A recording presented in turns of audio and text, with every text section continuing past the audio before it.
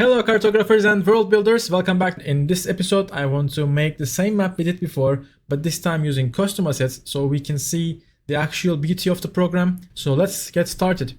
I already copied the lands and I'm now gonna overlay the map. It's also ready to see what we had before, and I'm gonna start adding some dotty assets there. So for example, starting with the mountains, let's add one here, one here, one here, and here, one there, one here, and one there. Let's move to this one.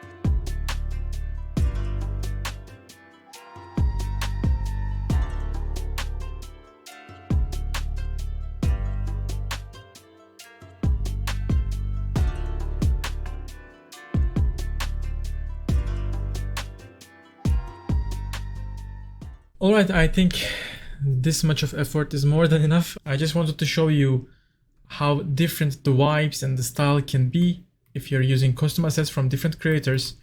So let's compare this to this. As you can see, it is completely different vibes, different feelings. And even though I didn't put much effort into this, it already got like shinier, brighter, cuter, if that is what you're looking for. And different people also have different styles. Some people go like more old school, some people go more cute styles. Just type Wonderdraft assets and see what the community has. And that's it for this tutorial. Not the end, but from now on I will be looking forward for your questions, and in like maybe 1 month or 2, depending on how frequent and how often the questions come, I will record a new video where I answer your questions. And now the next destination is how to make maps in Wonderdraft that look professional and that matches your stories.